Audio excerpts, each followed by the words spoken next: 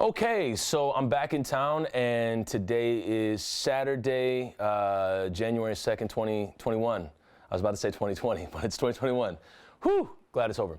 I want to speak to a lot of the language and rhetoric that was thrown out and the arguments that were thrown into the Instagram conversation, the YouTube conversation, all of it. And unfortunately, I looked at a lot of the comments. Like, I looked at way too many. The internet is undefeated. It's also an abyss. So it's a terrifying place. But I wanted to speak to some of the points that were made. And if you're not familiar with what happened this past Wednesday, a black Somali man named Dolal Idd was shot and killed by the Minneapolis Police Department. We'll start with the first thing. So a lot of people took umbrage with me saying the word murder. The cops murdered Dolal. And in a court of law, you can't really say murder until the court of law says murder. The thing with, I guess what we're engaging in a lot on social media is the court of opinion. And regardless of what respects you give to a court of law or not, there are so many cases where I refuse to wait. I refuse to be told what Mike Freeman, our district attorney here in Hennepin County, says murder is and isn't. And I choose to take that agency upon myself. So that's my personal opinion and my personal agency. So if you don't agree with the way that I use the word murder, fine, we disagree. That's that. It's not the end of the world. But I also thought of this as well when I saw Mike Freeman come out and speak about Jamar Clark and say that they weren't going to press any charges against the cops that murdered him. And the way that Mike Freeman spoke and the way that he twisted the narrative and really redirected it to sound like something entirely different from what eyewitness accounts said, from what a lot of people on the ground had said it was, and what he was saying it was. And for me, and just looking at the evidence as well, I deemed it murder. That was my opinion, and that's that. And so I don't take it from Mike Freeman. I don't take it from certain courts of law, which are predominantly run by old white men, to tell me what police brutality is and isn't. And so a lot of people will call it how they see it, and I'll call it how I see it. So there's just that. Then moving on to condemnation. Holy smokes, everybody in the section. He had a gun. He shot first. He did this in the past. He might have done this in the past. Take all of that, set it aside, and put in front of you the entitlement, everybody being entitled to due process, everybody being entitled to their day in court. Dolal deserves due process. He deserved his day in court for whatever they were pulling him over for, the felony suspicion, suspect felony. And this is for other folks that reached out to me to talk a little more in depth about what had transpired and why he was pulled over. Okay, then give him his day in court. Give him his day in court. Everyone that's reached out, regardless of how they feel on either side of it, they've all said that this is a tragedy. And it is, because it didn't need to happen. It didn't have to happen. And for a lot of folks that want to condemn Dolal right off the bat, my background, where I come from, I don't condemn people. I don't do that. And so I might hold an institution accountable, and people may say, you're condemning the institution. No, I'm holding it accountable. But condemning a person, I don't do that.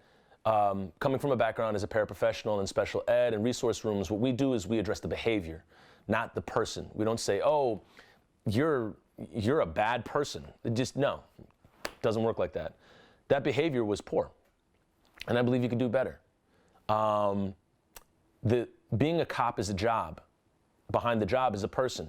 I'm not condemning the people, I'm condemning the job and the institution that originated from slave catchers up till now, that has a history and legacy of predating upon young black men. So you look at the racial disparity, you look at the disproportionate racial profilings, and you have a system of racism that is built on favoring white bodies over everybody else.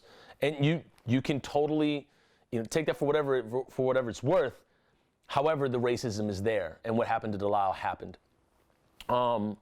And the condemnation, I'm just not going to go there. And people say, well, he shot first. Okay, then let's talk about that.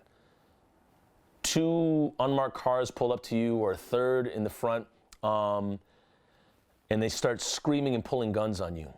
I mean, are they the cops? Or who are they? I don't know who they are. And a lot of us would like to think that we'd have our better reasoning about us in those exigent circumstances, but we probably wouldn't. And in moments where you feel like it's life or death or something's threatening you, you ever just jump? You ever get that like knee-jerk response? We all do. And Dolal did not know what was happening. I'm confident that he did not know what was happening. And it's not to justify the possibility that he shot out of his car. It's not to justify what he may have done before then. It's not to justify any of that. It's to say that the police could have done, should have done better. And I don't think it's a political statement or racial statement to say that. You could have voted for Trump. Hell, you might have been at one of those Stop the Steal rallies. And you can still say, yeah, I think the cops can do better. You can. Like, that's the actual thing that we can get on the same page with. And the job that the Minneapolis Police Department did was absolutely abysmal. It is an abject failure. And for Madaria Arredondo to get up in front of everybody and say, I don't know if we had a warrant or not. What? You kidding? That part, conversation for another time. But the irresponsibility, just the sheer unprofessional nature and low grade quality of the Minneapolis Police Department, it has to transform. You gotta find somebody that can lead that group or that institution to transform. Maybe it takes on a new name. Maybe y'all get new uniforms. I don't know. Maybe you fire everybody and have them like re-audition to come back in and have the community see if they can come back in. No, I don't want Kyle Ringenberg back. Why not? Well, he killed Jamar Clark. Okay, sorry, Kyle. Got to go be a bartender somewhere. I mean, why not? Why not? You know, okay? So I'm not getting into condemning. I think the idea that we're talking about is the excessive force. And for people that are in the military, and a lot of folks chimed in on this on Instagram, you have to survey the background before you take the shot. Who in their right mind wants to pick a shootout in a gas station with other people in the background? That to me is absolutely, I can't, the leadership and just the violence that these people bring, the Minneapolis Police Department brings, it's unacceptable. It's absolutely unacceptable. You gotta ask for better than that. You gotta ask for better than that. And till this day, it is an act of God that nobody else was hit by a bullet. I'm surprised a cop didn't hit another cop. They came in from the front, back, and the left side of the car, shooting at each other. There's bullet holes through the front windshield and the back. What was the plan? What was the plan? And if somebody pulls up with a gun and starts yelling at you and you don't think they're a cop, you're probably gonna try to take off. Probably get out of there. But we won't know what was going through Dalal's mind. We won't know what he was feeling. We won't know any mental health situations that he may have had. We won't know, and he won't get his day in court because he was just murdered by the cops. So that's that. There's a black woman that had a son who was killed in a jail, and he was in jail, and he died. He had some like physical complications, health complications, but they left him there. The staff in the jail just left him there, and they left him to die. They just left him to die in that cell. They didn't treat him. They didn't treat him like a human. They didn't treat him with any dignity, with any respect. But the thing that she always says is that my son wasn't perfect, but he deserved his day in court. And regardless of what you feel about Dolal or whatever your opinion is, he deserved his day in court, just like you do, if something would happen in that regard. Just like Jason Michael Message. Jason Michael Message killed 2 black girls next door, killed his wife, and then shot 40 rounds at the cops. And he's white. And he's going to get his day in court. He's going to get due process. That's the way the system works. Another thing that some folks were saying were, well, if it's a black guy, you guys take to the streets. Pause for a second. People showed up to 36th and Cedar before they even knew the race of this person. So take that into account. Like, really, really marinate on that for a moment. Like, you can fall back out the comments real quick. Maybe take like 10 minutes, maybe 10 days. Who knows? Take a break from my Instagram. And really marinate on the fact that people showed up regardless of the identity of the person. Didn't know if it was a man, woman, non-binary, trans, black, white. Didn't know anything. Folks had just known that eyewitness accounts say cops shot somebody 8 times in the head. So we're going to pull up and we're going to demand better. We're going to demand justice. That right there should tell you everything about the use of excessive force. That should be it. It is not a racial statement. It is not a political statement to say the Minneapolis Police Department can do better.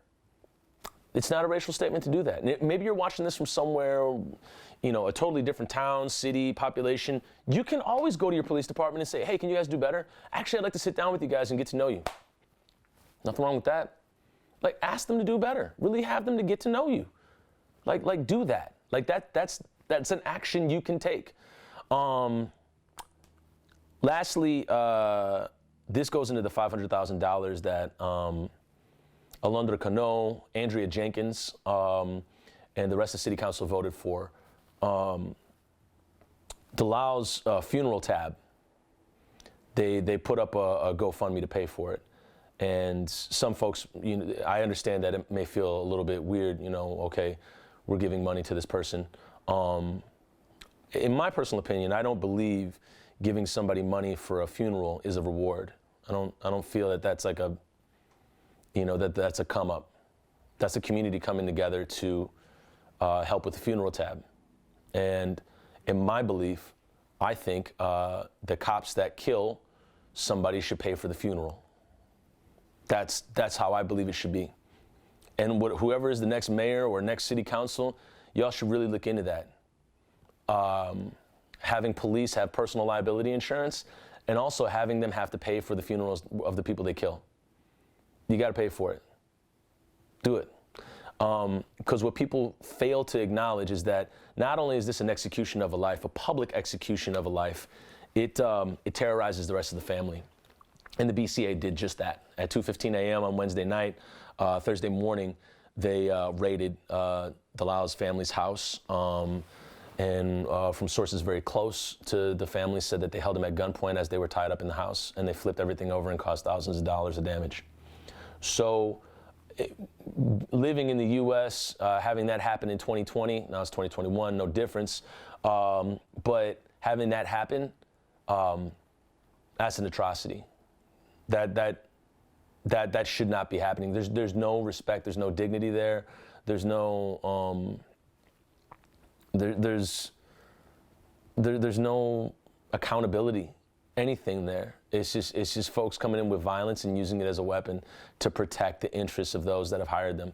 So the end of the story is that the police can do better, and if you think differently, okay, then that's that. You continue on. I'll continue on with my work, and that's that. That's all it is. And the one thing I'll say as I'll wrap up on this is that it's a travesty, and it's a loss. And for all the families involved, and some of them know who I'm speaking to that I've spoken to in DMs and whatnot, I hope that everybody is healing, regardless of what side you are on this. I hope that everybody is healing, everybody's taking time with their people, and that everybody is kind of really taking gratitude for the time they have right now, because we never know.